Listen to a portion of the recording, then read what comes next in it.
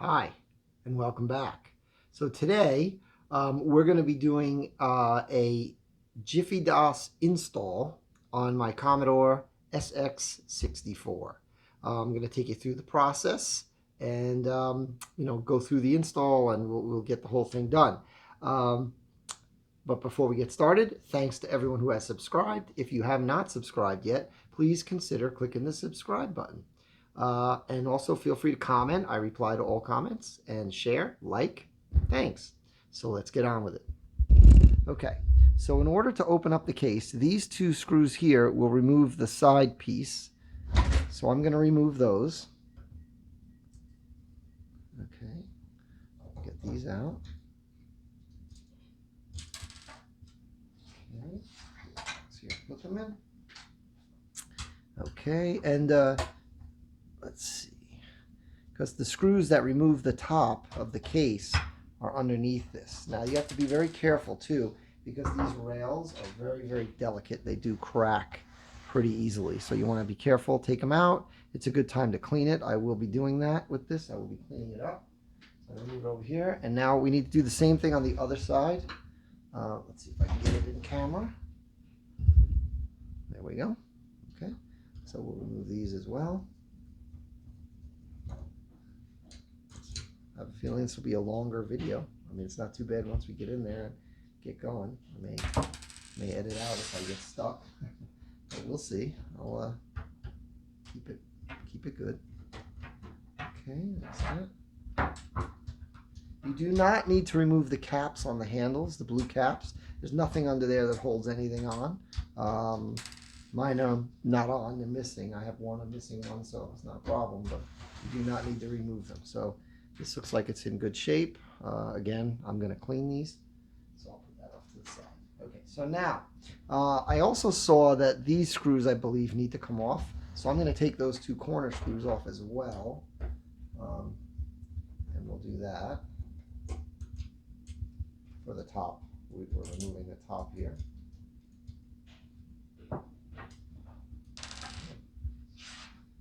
Okay, we'll take this one out over here.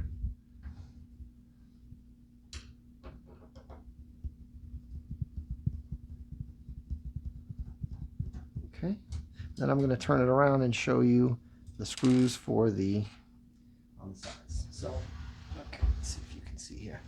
So, to remove the top, we're going to remove these three screws here, here, and here. We don't need to worry about the bottom. We're just going to deal with the top. So let's take them out, and it's on both sides. These screws will be on both sides of the computer. So we're going to take them out. They're little flat heads. Oops, that's all I need is to lose that. Okay. While we're in, we're going to take a quick look. I have not opened this yet. Just acquired it, so we'll see what it looks like on the inside and how clean or dusty it is. Either way, and we'll check it out together. Also to see if the boards are joined. I know that by the motherboard, there's a board that they say can come a little loose. We'll double check that, make sure it's tight, where it's like kind of like a daughter board that joins into it. So we're going to examine that and just check it all out. So, okay, last one, and once this one is out, we will be ready to remove the top and see what we see. I'm also hoping the storage area, you know, there are two versions, one with side horizontal screws and one with vertical. I'm really hoping this is vertical so I can get it out. I'll explain why later. Okay, so we've got the top off. So let's take a look. Okay, so let's see what we've got here. The daughter board that joins is here, I believe. Actually, oh no, it's here. I'm looking at it the wrong. I gotta turn this. I'm getting all discombobulated. It's right down here. And let me see.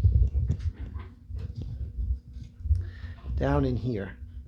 Now it looks to me as though it's connected well, because I don't see any. If it were not, we would see brass under here. I gotta be careful with these. But it looks like it's well connected. So that's a good thing. It does not appear to be too dirty or, oh, let's check. Yeah, see, this is horizontal.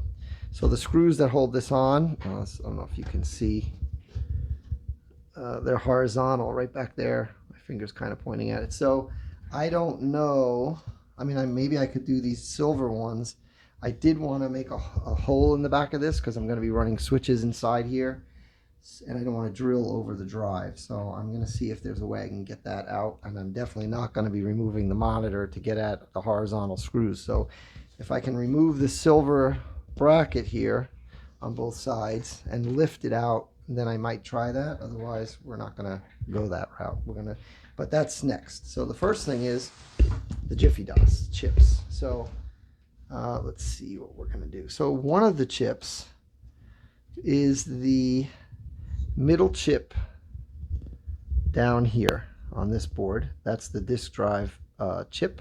And then the other chip is going to be on this board here. I have to double check. I believe it's this chip, but we'll be double checking that. So I'm going to take a look. We're going to stop the video. I'm going to take a look at what I got, and we'll resume in a moment. So stay tuned.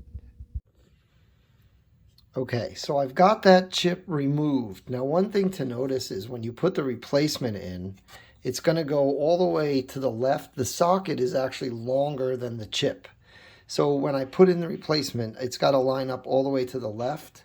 So what I'm going to do, I didn't remove the board.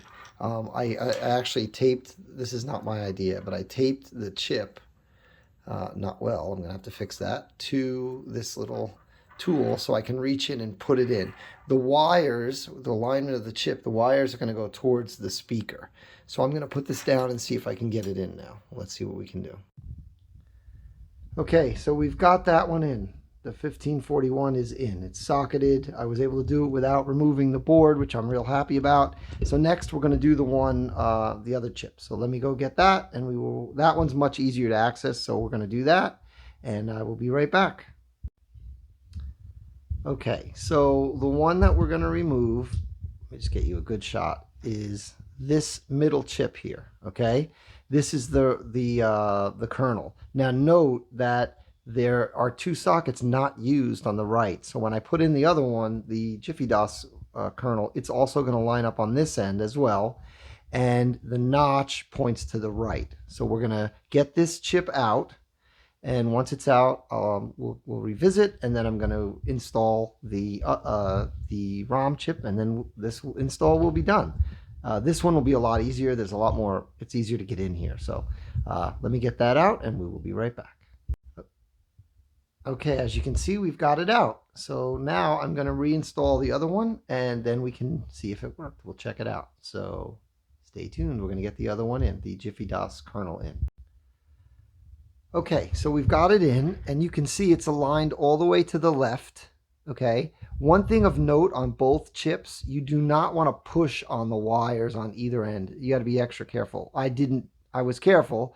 And I didn't do this, but those wires can come off. The solder joints are very small, very thin, so you want to be very careful. But that's it. And here is the switch to switch between JiffyDOS. Now, I don't know why that wire is there. That's actually unusually, I don't know why that's there. That may have come off somewhere. I don't know. But I was going to be redoing this switch. Now I'm going to have to look at the switch and check it out and see where that wire came off of. It must have gotten knocked off. I can resolder it, but I'm actually going to be changing out the switch.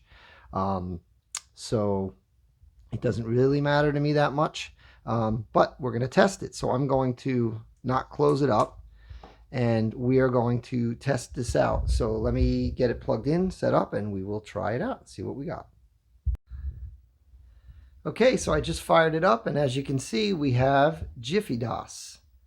Okay, so it worked. So now I'm going to turn it off, flip the switch. Now, let me just turn it off back here somewhere. Where is it? There we go. Now, I did do a very, very tentative repair on the switch because I'm going to be replacing the switch, but I did do a tentative repair on it just so I could test this. So let's flip the switch carefully. Okay, that should be the other way.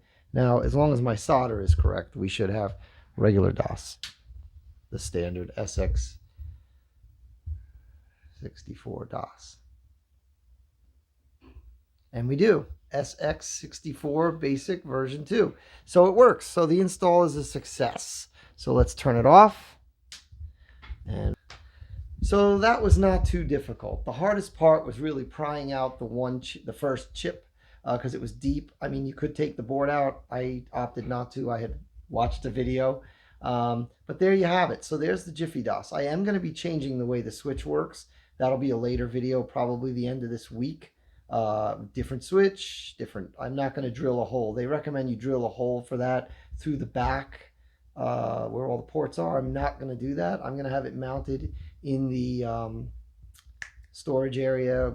So that'll be a later video. So definitely make sure you subscribe so you don't miss out on it. It's probably going to be in about 1 week from now. And I have some other things I'm going to be doing. So there you go. That's how you do the JiffyDOS. Simple as can be. Thanks for watching. Thanks for subscribing. If you haven't, please click subscribe, and we'll see you next time.